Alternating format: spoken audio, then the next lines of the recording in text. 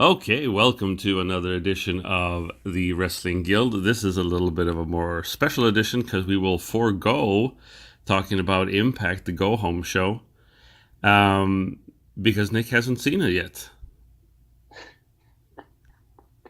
Yeah. But that doesn't matter so much because we can do it anyway. I can tell you, I saw the go home show, and it was good. It wasn't like the best. A lot of vignettes and promos, but there were a couple of interesting matches. We got to see Joe Hendry for the first time. We got to see Scarlett Bordeaux, who is the new knockout that's coming, and stuff like that. So, there was a couple of inches. We saw a match between Shotzi Blackheart and Tessa Blanchard against Madison Rayne and Ali, and that was fun. It was fun to see. It's interesting to see that, or it's good to see Shotzi Blackheart again. She's a good performer.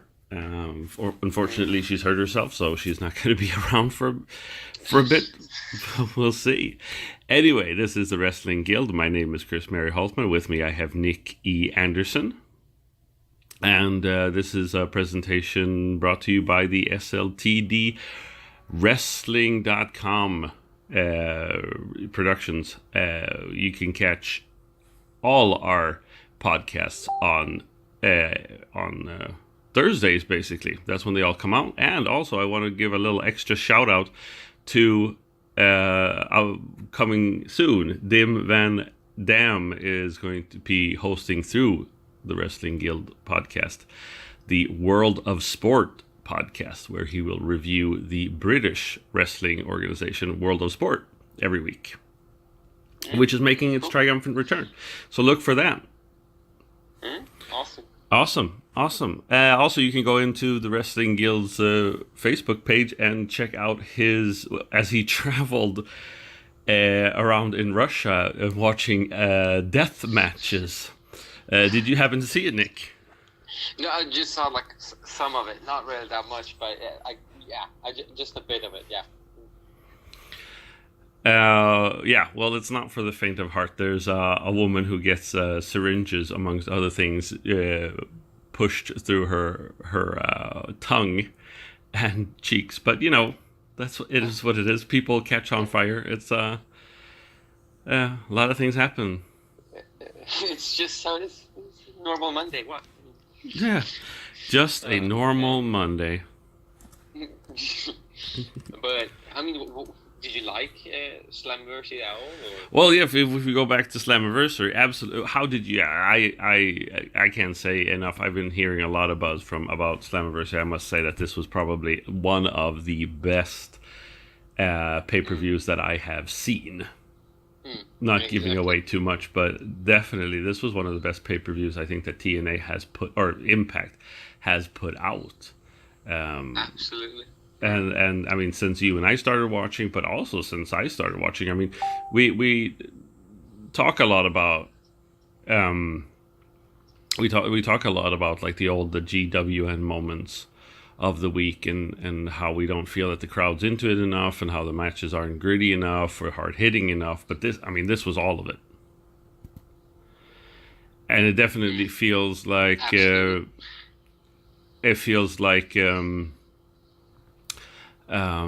trying to fill a hole that the WWE has left. When it comes to like it's more geared towards kids, the WWE. This is it was just good. I think let's just jump into it. We'll give each match a star rating, and we'll talk about each match a little bit, and then we'll give the whole thing a star rating. But a rating, and I think we're agreed already. Basically, yeah. Let's just get into it. I'm excited. Okay, so we'll start out with a fatal four-way. It was Phoenix, it was Petey Williams, it was Ishimori, and it was Johnny Impact. Petey Williams jumping in a late addition instead of Rich Swann, who had suffered a concussion. What did you think about that addition? I think it was a good. I mean, it was a kind of perfect and awesome match to like start everything in like a good introduction. We had some high flying, we had some hard hitting, and everyone took part of it. Yep. Everybody did take part of it. It was good, and I mean, I think this was a great way to start off the match or the card, really. Because I mean, I was hoping that they were going to put in somebody else, like maybe Andrew Everett or Desmond Xavier, you know, somebody that's more like Rich Swann. I mean, Petey Williams, he's a good wrestler, but he is more of a hybrid wrestler. He's more of like a Matt Sydal. He does a lot of different types of moves, not only the high flying, and the other guys do more high flying stuff. So like an Andrew Everett, DJZ, or Desmond Xavier would have been better. Maybe, I don't know. But I think this has worked out well. And of course, if you're in Canada, who are you going to call on short notice other than a Canadian wrestler, right? True that. Yeah. But there was some great stuff happening. It was great to see Ishimori back. The crowd was going wild for all these different moves that they were doing. People were jumping everywhere. They were super kicking each other in the face. And yeah. Because I believe I had Johnny Impact as winning this match. How about you? Yeah, I think we both had. And yeah, just as we predicted, Mr. Johnny took the lead and kind of, I mean, to be honest, he like destroyed the competition. It wasn't like he was lucky or anything. He really fought really good in the end there. Yeah, and I think it was probably for the best without Rich Swann being there. Impact really was the one that really looked like he was going to win this match, and he did. He hit the Starship Pain on Phoenix. What did you rate this match? I mean, stars, like 1 out of 5. I mean, 1 to 5. 3.5, maybe 4. I mean, it was good, but not maybe awesome. I mean, there was more to come, but maybe 3.5. Really? That low? I gave this 5 stars. I thought that this was a 5-star match. I thought that this of course, I mean, obviously it was the opening match, and I felt like 5 stars. Now looking at it might have been a little bit high, thinking about all the other things that are going to come. I mean, it was a good match. It was awesome. But if I compare it to the other matches that we have later in Slammiversary there, I think this one is like 3.5, maybe 4, then something like that. Okay. So that's up to you. Anyway, yeah, I love this match, and I could see it again and again and again. Then we had the King and the OGs talking about taking over, leaving LAX in a pool of blood. Not much to say about that. Then we had Tessa Blanchard versus... I also have to say that these promo packages, these vignettes that they had for each match were off the chain to use language that the kids use today. It was they were on point. They made you really excited for each match, I thought. Okay. I kind of regret it, but to be honest, I wasn't really paying that much attention to these vignettes in between the matches because I was so excited to the next one. And because every match was so good and they were getting better and better, I couldn't get hold of myself. And then, yeah. So I was like kind of almost skipping through the vignettes just to come to the matches. Boo for you. But but you're saying that they were really good then. Okay. Yeah. And so we had Tessa Blanchard versus Ali. How this was the kind of match that you think that this will be like the match that goes that you could sleep on a little bit. You know, you had this high flying awesome match to begin with, and then you had Tessa Blanchard versus Ali, where there aren't any stakes other than their reputation. So this was going to be like a sleeper match, but I mean, I was pleasantly surprised by this. What did you think? I mean, I think it was awesome. I think it was good, but it was a bit short. I mean, both performed well, and they took it to a level. And like Tessa's like last move on Ali was beautiful. It was really good. I mean, you can't really complain. Maybe a bit too short here and there, but impressive. Yeah, definitely. And I think it goes to show that Tessa Blanchard is the one that lifts this a little bit. I mean, she's been getting the best out of Madison Rain. She's been, I mean, for being somebody that's only been wrestling for like 3 years, she's really, you can't tell. Absolutely. I mean, wow. She just does it very well, to be honest. I mean, that's how it is, straight up.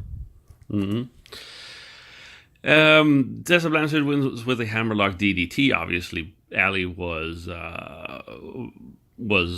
very popular in Canada. She had a new outfit. She had a new style. Definitely going. She's like full cherry bomb. I think she's gone definitely away from the old bunny or the kind of tame Ali. She's now like full on, like wrestler Ali, which is good. I gave this actually 4.5 stars because I thought it surprised me how good it was. I would give it 4. I mean, like you say, really impressive, and it wasn't a sleeper match with the way you kind of both thought it would be. Yeah, definitely. So we're 2 for 2 then. We both predicted the winners here. Yeah, then we had an interview with Moose. Not much to say about that. House of Hardcore match came up next. Eddie Edwards versus Tommy Dreamer. Was this everything that you expected? I mean, I would say so. I mean, it was an awesome match. Like I say on every match now. but like, there was a lot of anger from Dreamer, which I didn't expect. Because, I mean, I'm expecting more Eddie to be aggressive, but Dreamer was aggressive. And he had some great moves. But at the same time, Eddie, like both of us, if I was reading right there, the predictions, like, Eddie's on another level. And that's how he beats Dreamer, really. But it was a really good match. Maybe not the best one, but definitely I would watch this one. Like, I would recommend people watching it. It was good. Yes, it was good. And, they introduced a staple gun, which is always good when you staple each other at the head. There was blood. There was a lot of blood this pay-per-view, I would say. Exactly, and that's like kind of what people want. So just give it to the people. I know. Eddie Edwards was put through a bunch of chairs with a Spicoli driver from Tommy Dreamer. I would say that Tommy Dreamer looked good here. Better than I've seen him look in a long time. But even in the match that we saw with him wrestling the Man Scout, if you remember, where he drove he hit a DVD on the Man Scout through his pop-up tent. Oh yeah, a while ago. Yes. All right. Anyway, Eddie Edwards wins with a Boston Knee Party right through a chair. I gave this 4 stars. I felt it was a little too short. Yeah, I mean a bit too short, but okay. Like, could have been a bit longer, but yeah. 4 stars for me as well. Absolutely. And in the end, it looks like Eddie Edwards regrets what he's done. He's seen the error of his ways, and Alicia Edwards comes out, and it looks like he's going to beat Tommy, but he doesn't, and they become friends, and Tommy gives him the stick, kind of passing the torch, and then everything is fine. Yeah, so, I mean, I guess it's finally over. Storyline put down, like, done, finished. Yeah, I guess that, but I'm kind of wondering what we're going to see next. Is Eddie Edwards going to be full heel after this, or is he going to be back to good old Eddie Edwards? What's going to happen next? Because what I really wanted to see, and we can talk about that later when we talk about the result of the next of the main event, but I would have wanted to see a heel Edwards go after the World Heavyweight Championship. I guess it's because Eddie as a heel is more interesting than him as a babyface, right? Yeah. Well, definitely. I mean, I agree with that 100%. Anyway, so I gave this 4 stars because it was a little too short. And I mean, I don't know about you. I would say the same. 4. It was good. It had exactly, and it had exactly what I was expecting, and it delivered. Maybe not like perfection, but it delivered. Okay. Yeah. So we were 3 for 3 there. We both thought Eddie Edwards on that one, so we saw that one right. Then it was the X Division Championship match: Brian Cage versus Matt Sydal. Did this deliver for you? I mean, the thing is, I was predicting, I think, that Matt was about to win this, so I was expecting him to win. Just because you predicted it? I mean, wow. Yeah, so now the world has to go after my predictions all of a sudden. So yeah, but like, I mean, the match was cool. It was brutal, and I mean, Cage gave Matt no time. Yeah, I know. Kill, and he just kept going. He kept, killing him almost, and it was impressive and whatnot. But I feel like Matt should have won this match. I don't know. It was the poor guy needs it. I mean, come on, he needs the stuff. Well, I was hoping for Matt Sydal to win because I didn't think that because of Brian Cage winning, the way they built him up will make it difficult for him to have a challenger that isn't maybe like Congo Kong.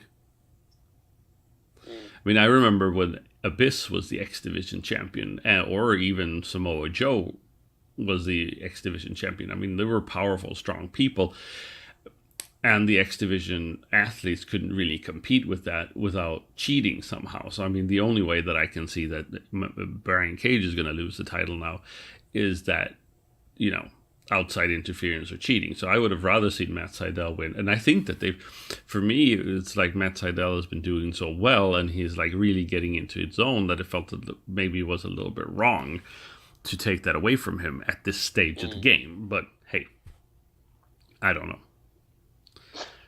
I thought that this was a good match. I thought it was a good match. They played to the strengths. Matt Sydal did not look weak against Brian Cage at all.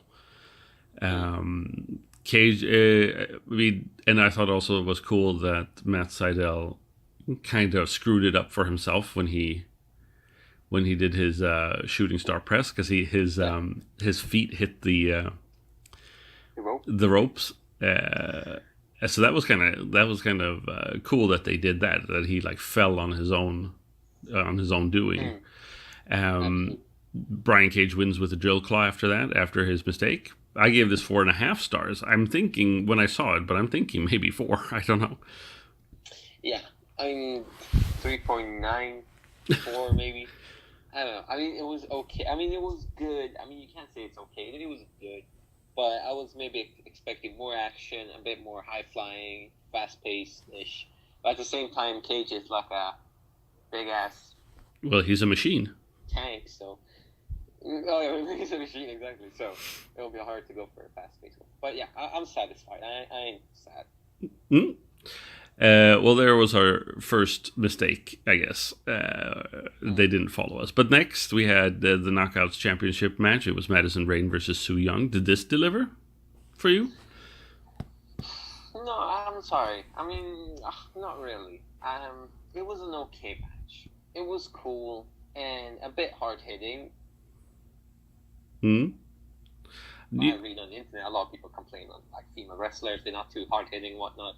But I think there was some hard hitting stuff, some segments here and there, and it was fast paced and sometimes high flying, and it also delivered on the brutal part. But then I don't know, towards the ending and whatnot, and here and there, and like how Madison, I don't know, it wasn't what I was expecting. I don't know. No, I mean I can I guess I can agree with you there. It wasn't really exactly what I expected it to be, but I mean, Su Young's strength is definitely her character. I can't say that I felt that she's shown a great deal of action, or she hasn't shown a great deal of ability in the ring, not like on Madison Rain's level. So this match was a little bit too short. There was outside interference, and Madison Rain gets taken out by the panic switch in the end. Otherwise, there were no real shenanigans, which I maybe had expected, and so. But I didn't expect Madison Rain to win either. So this was what I thought how I thought it was going to end. Yes, maybe I would have liked to see a little more brutality, a little bit hard hitting, and to say that women can't do hard hitting is completely, wrong. If you look at what Ali and Tessa Blanchard did. Exactly. True that. I gave this 3.5 stars because it was still good. Yeah, I would say the same. 3.5. That's totally correct. Yeah. Then we had the OGs with King versus LAX with Conan in a 51-50 street fight. Was this what you wanted? How can people say that they didn't deliver? This was awesome. 10 out of 10, 10 out of 100. 10 out of 100? That's not a very good. It had everything. Hard hitting, fast paced, high flying, brutal. And what can you more expect from it? You had some chairs, you had some tables, you had everything. People were bleeding. Exactly, people were bleeding. I think it was, I don't remember who. Santana, I think, was bleeding. Yeah, someone from the hands. Some people were bleeding from the hand, from the head, from their ass. I don't know. And there was blood everywhere. This was a brutal match. This was a good match, and it was like, the OGs, the former LAX. They could really bring the heat. They could bring the noise. It's awesome. And I also like the fact that Conan got involved in the end when it looked like Homicide was going to hit Santana with a Gringo Killer, and they kind of had like this thing back and forth. He threw the thumbtacks to Santana. Homicide got slammed into the tacks, and then a frog splash on the tacks, and it looked brutal because that's when he was bleeding all over his hands. I hope they got their tetanus shots after that. I hope it doesn't get infected. But you think it delivered, right? You're happy. Yeah, I'm happy.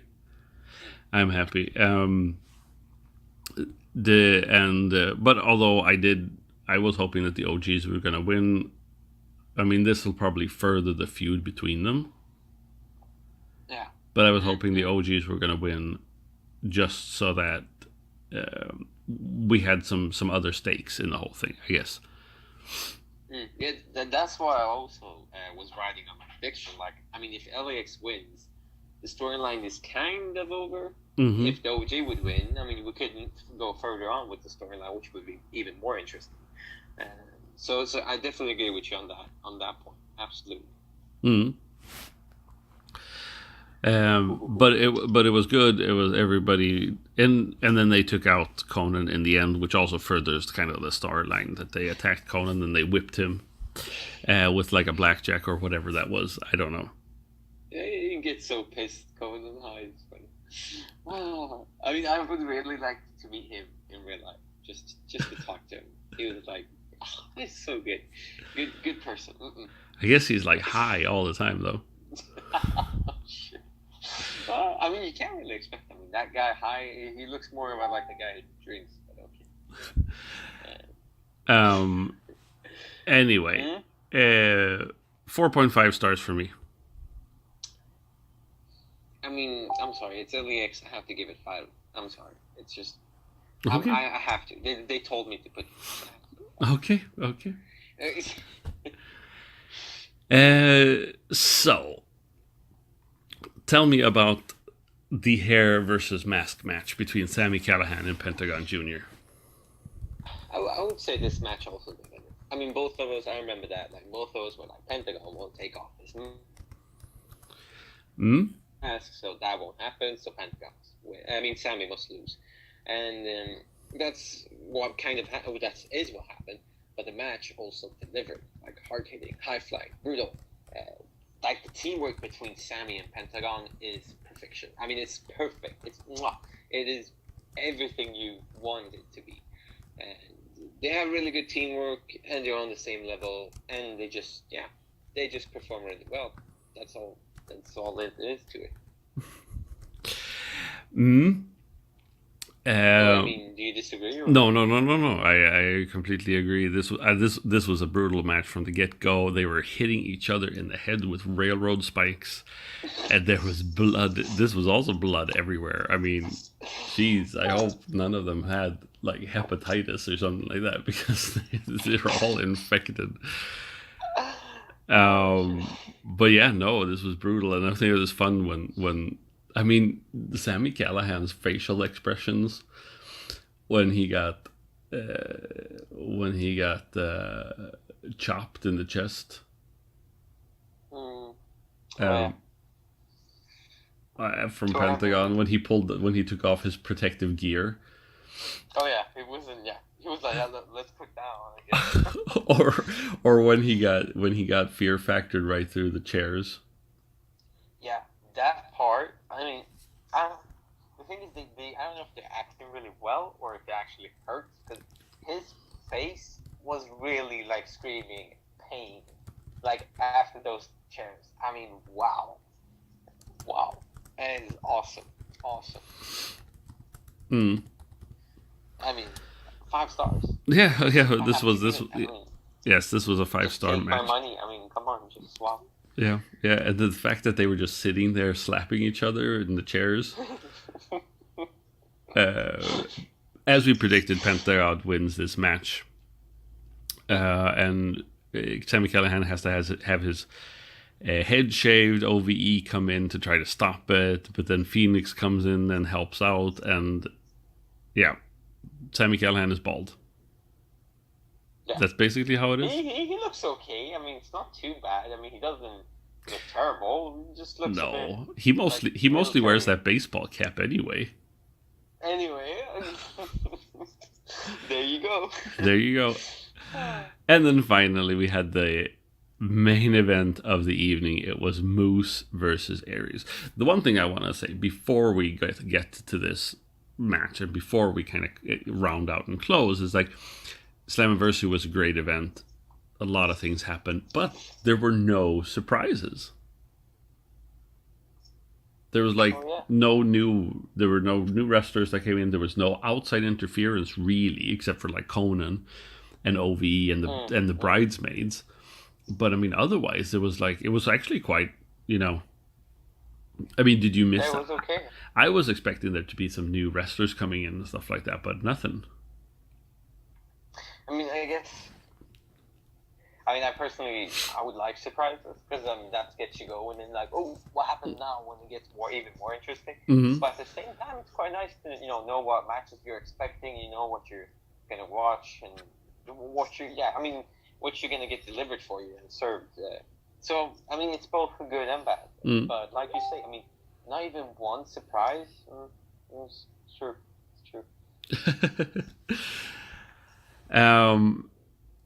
So anyway, what do you say about Moose versus Austin Aries? I mean, it's just also another perfect match. Brutal, hard-hitting, fast-paced, and high-flying. And even Moose with his size. I mean, wow. I can't really say. I mean, you just have to watch the match. It had everything you would expect.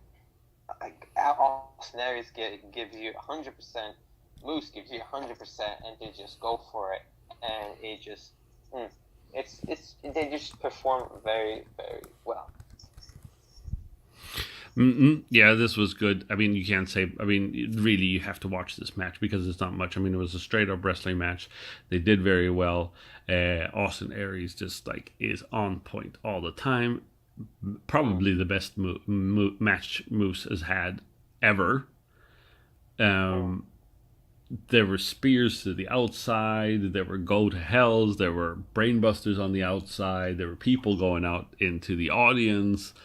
I mean, geez, and the crowd was going nuts. They were going nuts. The entire show was screaming like Impact Wrestling, this is awesome, fight forever. Actually, they were screaming fight forever during the Pentagon versus Sami Callihan match, which I don't think they could have done because they would have been dead.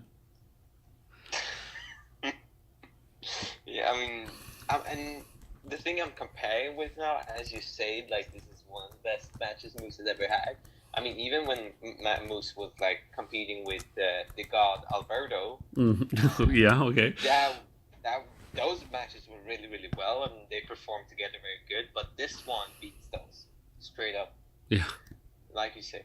So wow, even Alberto can't make this match. Wow, that's something. That's something. Yeah. So that I gave that 5 stars. Why not? Aries wins with a brainbuster. He's still the world heavyweight champion, which I think was probably the best choice. Even though, do you think we'll see Moose as the world champion at the end of the year? At the end of the year, there's a chance. Very hard to predict, but I mean there is a chance because I mean it's maybe time for him to go into the light. I mean, to be honest, because it hasn't really gone that well for us. I mean, he has been. I mean, he's good. People like him and whatnot. But with the title and that, I don't know. I think it's because we got some new wrestlers like Austin came from nowhere and he just took everything and he performed really well and people just love him, including myself. He's a great wrestler. But yeah, I mean, what do you think? What do you predict? I think so. I think we'll see him in the main event again at Bound for Glory. As I said in my predictions, I was hoping that Moose was going to win because just because there are more options that are more interesting. Because now, who is Austin going to face now? Who's Austin Aries going to face? That is a baby face, or is that why they turned Eddie Edwards into a baby face? You know? Yeah, I mean it's really hard to push it. Or is it going to be Aries versus Johnny Impact maybe? Well, there we have something. I mean, because I mean there's not many options at all, so it has to be some of them. So yeah, wow. But I mean, even though Austin won and whatnot, the match itself, wow, perfect. Well, we'll see. Okay. Well, what would you rate this show? I mean, even though we had some matches that were a bit maybe sloppy, a bit whatnot, I would still give this like 5 out of 5, whatever you want to call it, because we had like matches after matches that were really, really, really good. No, I'm giving this an A+. Plus. That well deserved, really. I mean, like you say, fired on all cylinders. Yeah, like, it fired over the cylinder. Well, if that's possible. The fire went over the cylinder. Yeah, no. If that, yeah, that was awesome. Well, Nick, thanks once again for a lovely, lovely podcast. Next time we chat with each other, I will be back in Sweden. So we'll have a whoop. Yeah, so please follow us on all social media, on Facebook and on Instagram under the Wrestling Guild. But you can also find us on SLTDWrestling.com every Thursday, on Spreaker every Thursday, Tuesday, Wednesday, sometime around there. We put out our podcast on YouTube, SoundCloud, and Stitcher. So look for that. But for now, my name is Chris Mary Holtman, and with me I have Nick E. Anderson. What do we say, Nick? Well, it fired on all cylinders. Okay then. Bye.